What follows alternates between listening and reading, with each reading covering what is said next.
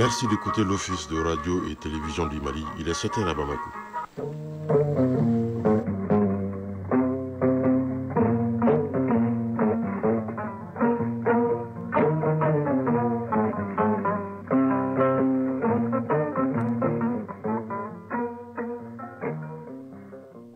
Le journal. Oumar Moussa Traoré.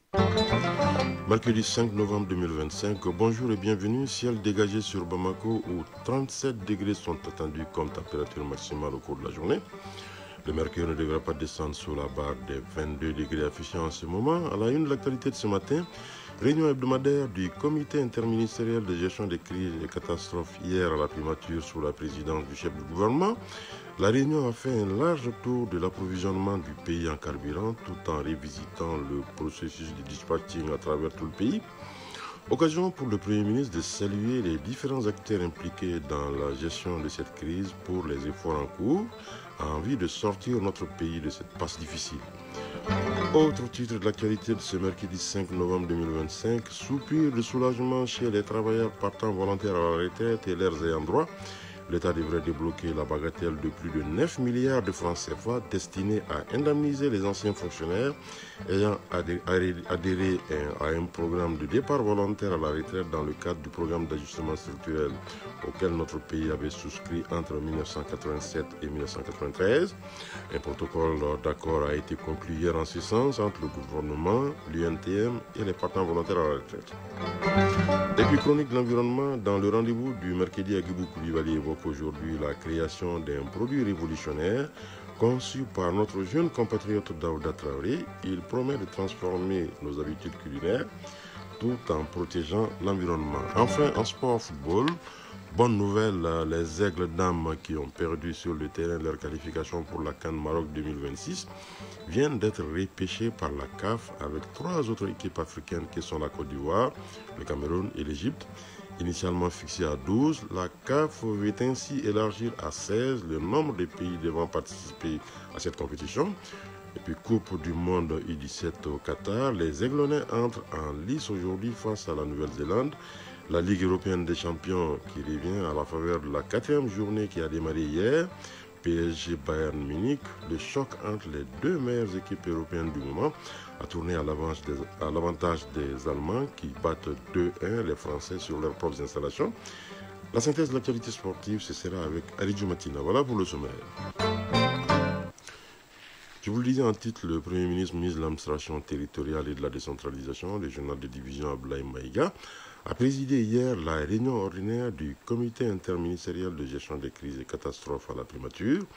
La réunion a fait un large tour de l'approvisionnement du pays en carburant, tout en revisitant le processus de dispatching à travers tout le pays. Compte rendu, Mamari Kone et Ali Outouré. À l'ordre du jour de cette réunion ordinaire du comité interministériel de gestion des crises et catastrophes, le point de l'approvisionnement du pays en hydrocarbures. C'est ainsi que les activités menées pendant la semaine ont été rappelées. Il s'agit entre autres de la création d'un comité technique interministériel, des dispositions prises pour désengorger les stations-service, ainsi que des différentes réunions des points focaux des départements ministériels. Le Centre de coordination et de gestion des crises SECOGEC a fait le point de l'état des stocks en denrées de première nécessité et du carburant dans toutes les régions et à Bamako. La réunion s'est également penchée sur le processus de dispatching du carburant à travers tout le pays. À ce niveau, le Premier ministre a salué la collaboration entre la Direction générale des douanes et la Direction générale du commerce, de la consommation et de la concurrence. Le Premier ministre, le chef du gouvernement, a salué les uns et les autres pour les efforts en cours et souhaité la fin des difficultés d'approvisionnement en carburant des populations. Autre titre de l'actualité de ce matin, les travailleurs partant volontaires à la retraite. L'INTM et le gouvernement viennent de procéder à la signature d'un protocole d'accord consistant au paiement des droits et indemnités aux anciens travailleurs partant volontaires à la retraite. Un dossier vieux de 30 ans vient ainsi d'être géré grâce à la persévérance des uns et à la disponibilité des autres. Ce montant de plus de 9 milliards 144 millions de francs CFA servira à indemniser les anciens fonctionnaires ayant adhéré à un programme de départ volontaire à la retraite dans le cadre du programme d'ajustement structurel auquel notre pays avait souscrit entre 1987 et 1993. Étaient présents à cette cérémonie le ministre de l'économie et des finances et le secrétaire général de l'INTM. Les explications avec Alousseni Touré. 2 ans de dialogue et de négociations ont été nécessaires pour sceller cet accord qui va remettre les anciens travailleurs partant volontaires à la retraite victimes du programme d'ajustement structurel dans leurs droits. L'accord a été signé et paraphé par les ministres du Travail et des Finances côté gouvernement, l'UNTM et la coordination des associations de partants volontaires à la retraite d'autre part. Un heureux événement qui ne passera pas inaperçu. Yacouba Katile, secrétaire général de l'UNTM. Ces travailleurs qui ont accepté de quitter volontairement la fonction publique dans un contexte économique difficile portaient depuis plus de 30 ans le poids d'une injustice administrative et humaine. Aujourd'hui, par la signature de ce protocole d'accord, nous posons un acte de réparation morale et sociale, un acte de justice à l'endroit de ces anciens travailleurs qui ont contribué de leur sueur et de leur loyauté à la construction du Mali. Le gouvernement se félicite du bon déroulement de ce dossier qui a mis à contribution le gouvernement, l'UNTM et les partants volontaires dans un esprit constructif. Fassoum Koulibaly, ministre du Travail, de la fonction publique et du dialogue social. Après plus de 2 ans de travaux, la Commission a déposé son rapport consacrant ainsi la fin du traitement du dossier des partants volontaires à la retraite en 3 points. Le traitement social du volet réinsertion, le remboursement de la part patronale de 8%, le maintien du droit à pension de 61 agents ayant accompli 15 ans de cotisation et qui ont demandé et obtenu le remboursement de leurs cotisations. Dans ce protocole d'accord, le gouvernement et l'Union nationale des travailleurs du Mali ont convenu des moratoires de paiement sur 3 ans.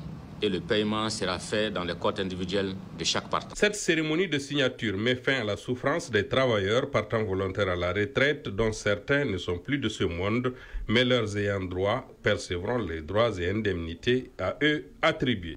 Tout autre chose à présent, améliorer la gouvernance de l'eau en inversant les tendances de la dégradation des écosystèmes et des ressources en eau dans le bassin de la Volta. Voilà l'enjeu de l'atelier régional de l'autorité du bassin de la Volta qui s'est ouvert hier à Bamako. Les experts sont venus d'une dizaine de pays africains pour analyser les différentes articulations du projet. Compte rendu, Youssouf Diakité.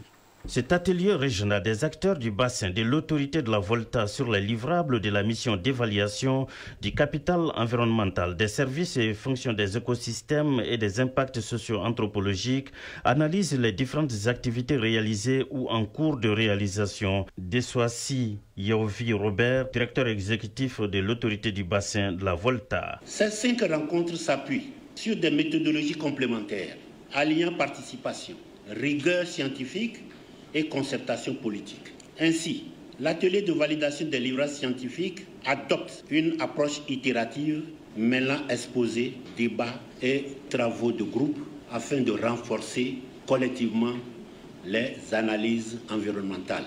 Daouda Traoré, directeur national adjoint de l'hydraulique. Le projet Revolver Volta Bassin constitue une réponse concrète aux défis communs que nous partageons entre nos 2 pays riverains du bassin de la Volta, notamment la dégradation accélérée des écosystèmes, la pression croissante sur les ressources en eau, les impacts des agressions du changement climatique sur la sécurité alimentaire, les moyens de subsistance. L'ouverture des travaux est présidée par le ministre de l'Énergie et de l'Eau qui s'est particulièrement réjoui de la tenue de cet atelier régional à Bamako. Boubacar Diané. L'initiative Reward Volta Bassin est une initiative régionale au service des peuples et constitue une réponse concrète aux défis communs que partagent les pays du bassin de la Volta, à savoir la dégradation accélérée des écosystèmes, les pressions croissantes sur les ressources en eau et les impacts aggravants du changement climatique. En plaçant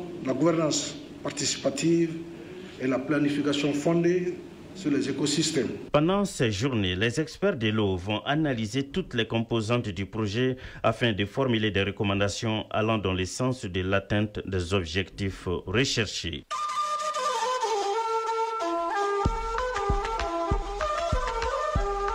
AES Actualité.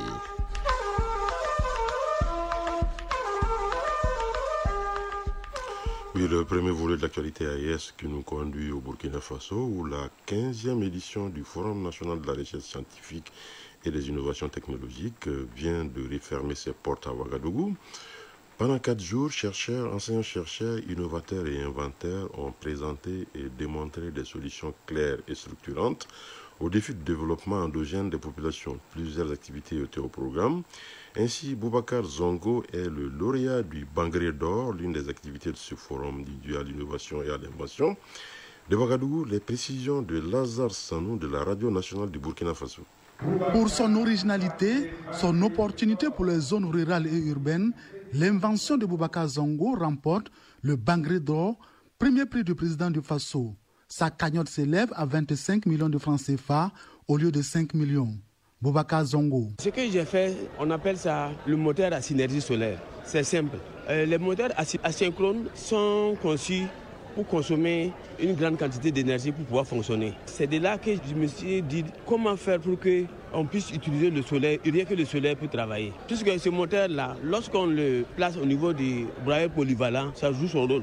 On le place au niveau des moulins. Vous voyez les moulins au village, je pense que cette solution pourra permettre à la population éloignée des courants électriques conventionnels de pouvoir résoudre les petits problèmes. Hassana Zongo représente la lauréate du Bangré d'argent, Mariam Koulibaly de l'IRSAT. Ce trophée est décerné à la technologie de pain à base de manioc et de patates douces à chair orange, ainsi que de farine panifiable.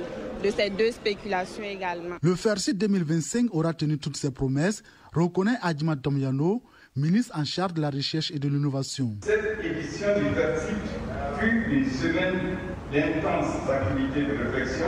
Ce fut une édition historique, avec un panel d'ouverture animé par 7 ministres du Burkina Faso et des pays invités que sont le Mali, pays invité d'honneur, le Niger et le Togo. Abdul Karim Koulibaly remporte le Bangré de bronze avec 10 millions de francs CFA.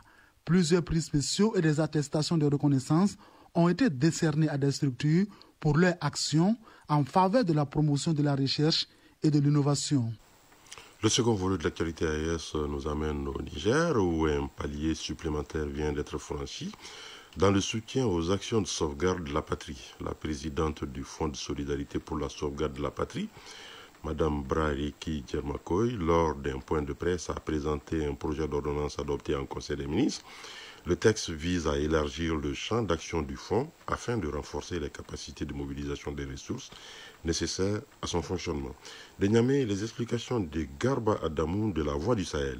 En prenant la parole devant la presse, la présidente du Fonds de solidarité pour la sauvegarde de la patrie, Mme Barareki Moussa Hassan, a situé l'objet de ce point de presse qui comporte 2 grands points, à savoir la présentation de nouvelles mesures adoptées par le Conseil des ministres du mercredi 22 octobre 2025, remplaçant l'ordonnance numéro 2023-13 du 11 octobre 2025 portant création et fonctionnement du Fonds de solidarité pour la sauvegarde de la patrie. Le deuxième point concerne les modifications qui ont été apportées sur les prélèvements institutionnalisés de l'ancienne ordonnance. À la date d'aujourd'hui, le comité de gestion a réussi à mobiliser un montant global de 33 186 950 francs CFA. Avec ces ressources, nous avons pu financer des appuis au renforcement de capacités d'intervention de nos FDS qui sont engagés dans la lutte contre le terrorisme et l'insécurité en armement et en moyens logistiques. Parmi les nouvelles mesures annoncées figure l'intégration de nouveaux secteurs économiques dans le dispositif de contribution et une révision allant de 1 à 100% sur certaines rubriques. Les mesures sont au nombre de 11. La première catégorie, il s'agit d'un prélèvement de 1% sur la rémunération nette des agents de l'administration publique, parapublique et du secteur privé, ainsi qu'un prélèvement de 1% supplémentaire sur les avantages de personnalités nommées par décret ou par arrêté dans notre pays. Ce point de presse marque une nouvelle étape dans la consolidation du financement du FSSP qui pourrait atteindre 50 milliards de francs CFA de recettes annuelles selon les estimations. Le FSSP est un pilier essentiel de la politique nationale de défense et de cohésion sociale. Un mot de l'actualité hors des frontières de la Confédération de l'AES et direction Soudan, où les autorités étudient une proposition américaine de cessez-le-feu. Le conseiller principal pour l'Afrique du département d'État américain, Massad Boulos, a mené ces derniers jours une série d'entretiens au Caire. C'est dans le but de finaliser une trêve humanitaire proposée à la mi-septembre.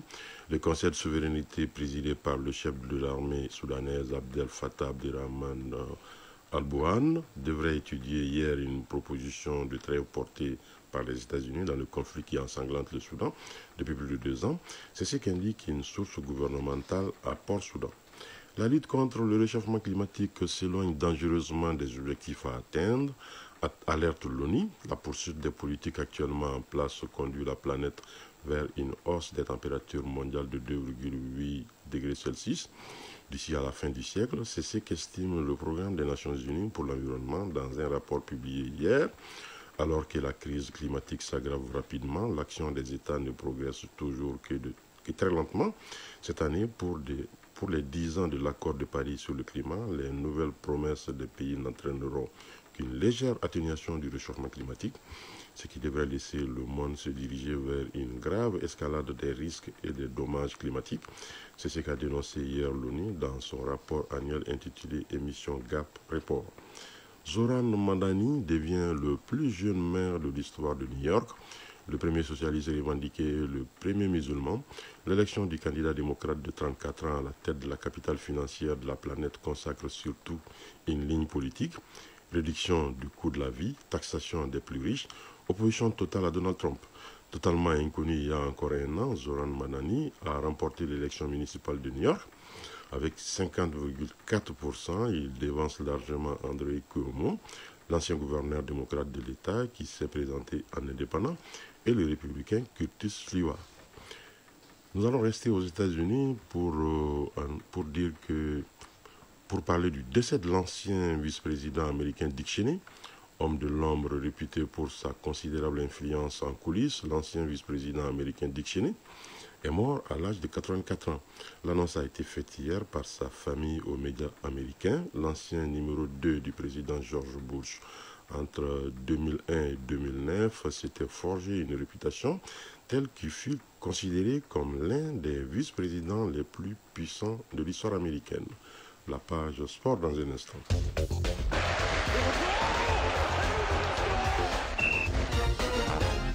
Dans cette randonnée de l'actualité sportive, il sera question de la 4e journée des matchs de la Ligue européenne des champions. Pour l'instant, les débats sont dominés par les Anglais d'Arsenal et les Allemands du Bayern Munich. Football toujours, cette fois 6 Coupes du Monde décadées. La compétition bat son plein au Qatar. Les Aiglonnais du Mali entrent en lice cet après-midi et seront face à la Nouvelle-Zélande. La synthèse de l'actualité sportive du jour, c'est avec Ali Djoumatino. Éliminée sur le terrain, l'équipe nationale senior féminine de football du Mali sera finalement à la prochaine phase finale de la CAN féminine prévue au Maroc en 2026. C'est la suite à l'élargissement du nombre d'équipes de 12 à 16. Cette nouvelle mesure du comité exécutif de la Confédération africaine de football fait ainsi le bonheur des 4 formations les mieux classées sur la base du classement mondial féminin actuel de la FIFA. Ces 4 équipes repêchées qui compléteront le nombre à 16 sont le Mali, le Cameroun, la Côte d'Ivoire et l'Égypte. Coupe du monde des cadets au Qatar, la première journée des matchs de poule s'achève aujourd'hui. Ainsi, les Aiglonnés du Mali affrontent cet après-midi la Nouvelle-Zélande dans le groupe L. L'autre rencontre de ce groupe oppose l'Autriche à l'Arabie Saoudite. Les autres affiches de ce mercredi, Tadjikistan et République tchèque, Panama, Irlande, Paraguay, Ouzbékistan, les États-Unis joueront contre les cadets burkinabés, le Canada sera face à l'Ouganda et la France affronte le Chili. Pour le moment, le bilan des équipes africaines dans ce mondial des U17 avant la fin de la première journée. On note 4 victoires respectivement signées par la Zambie, l'Égypte, la Tunisie et l'Afrique du Sud. 2 défaites ont été enregistrées. La Côte d'Ivoire qui s'incline 4-1 devant la Suisse et défaite du Japon 2-0 face au Maroc. Et un match nul obtenu. Il s'agit du nul 0-0 entre le Sénégal et la Croatie. Reconnaissance de prestige à l'ancien international anglais David Beckham, l'ancien joueur de Manchester United, du Real Madrid, du Paris Saint-Germain ou encore de Los Angeles Galaxy, a été officiellement anobli par le roi Charles II. Les Spice Boys, hommes d'affaires, et qui mène également une carrière de dirigeant à l'Inter Miami, est honoré à travers le plus haut grade pour ses nombreux services rendus au sport et à des organisations caritatives. Il est désormais appelé Sir David Beckham. Ligue européenne des champions, la 10e partie des rencontres de la 4e journée se joue aujourd'hui. À 17h45, Karabakh reçoit Chelsea et Pafos accueille Villarreal. À 20h, il y aura plusieurs oppositions. Manchester City sera face au Borussia Dortmund. L'Inter Milan jouera contre le petit poussé Kairat Almaty. Newcastle reçoit les Basques d'Athletic Bilbao. Galatasaray d'Istanbul se déplace chez l'Ajax d'Amsterdam des Pays-Bas. L'Olympique de Marseille rend son hospitalité à Atalanta Bergame d'Italie. Il y aura Benfica Lisbonne Bayern Leverkusen. Puis le club Bruges jouera contre le FC Barcelone. Déjà hier, 9 matchs ont été joués au compte de cette 4e journée. Dans les rencontres phares, le détenteur de la Coupe, le Paris Saint-Germain, s'est incliné à domicile 2-1 devant le Bayern Munich. À Anfield Road, Liverpool est venu à bout du Real Madrid, battu 1-0. Large victoire 4-0 de Tottenham face aux Danois du FC Copenhague. L'Atlético Madrid gagne à domicile 3-1 contre Union Saint-Galloise. Les Gunners d'Arsenal en déplacement l'emportent facilement 3-0 chez Slavia Prague de la République tchèque. En attendant le match de l'Inter Milan ce soir, Arsenal et le Bayern Munich dominent les débats avec 12 points, 4 matchs, 4 victoires. Chronique de l'environnement. À Bandiagara, sur le plateau d'Ogon, un jeune entrepreneur local se distingue par une innovation écologique made in Mali. Il s'agit de Charboni Chap Chap, un allume-feu propre, sans fumée et sans odeur, conçu à partir de matières naturelles. Ce produit révolutionnaire créé par Daouda Traoré promet de transformer nos habitudes culinaires tout en protégeant l'environnement. Charboni Chap Chap, le feu propre et écologique du Mali, c'est le sujet de la chronique de l'environnement. C'est une réalisation de Agibou Koulibaly. Dans un contexte où le bois et le charbon de bois demeurent la principale source d'énergie domestique au Mali, ce jeune entrepreneur apporte une réponse concrète aux défis de la pollution et de la déforestation. Son promoteur Daouda Traoré explique que l'idée de Charboni Chap Chap est née d'une simple observation du quotidien. Nous sommes presque à la fin de la saison pluvieuse.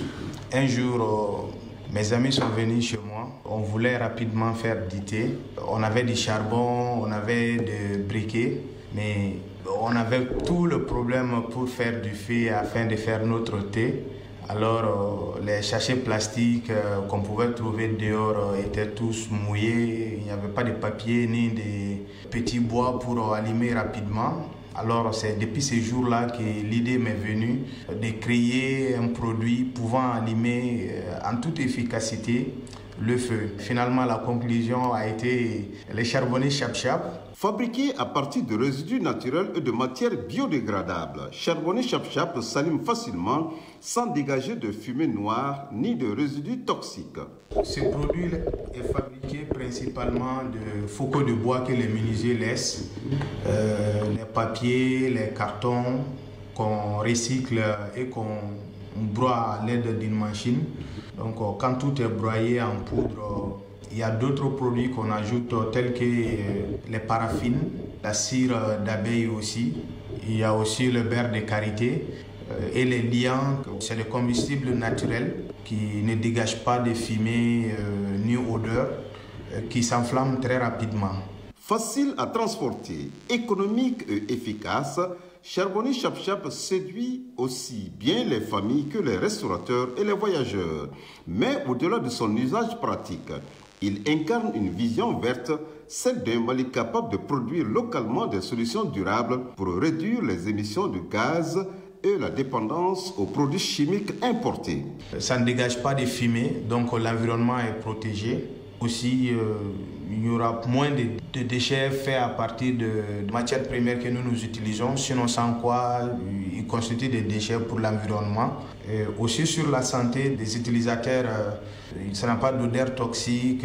L'objectif, selon son concepteur, est de rendre la transition écologique accessible aux ménages tout en valorisant le savoir-faire local. Déjà disponible à Bamako et à Padjangara, Charbonné Chap Chap est en train de conquérir de nouveaux marchés, notamment grâce à la sensibilisation menée par les utilisateurs. Daouda Traoré, concepteur de Charbonnier Chap-Chap. Les acheteurs, ils en témoignent à longueur de la journée. Ils m'appellent pour me dire que depuis qu'ils commencent à utiliser notre produit, ils voient vraiment que leur santé s'améliore. Et surtout ceux qui ont déjà des maladies pulmonaires, les asthmatiques, qui ne pouvaient pas du tout allumer le feu à cause de gaz toxiques ou de fumée, maintenant n'ont plus peur d'allumer le feu tranquillement chez eux.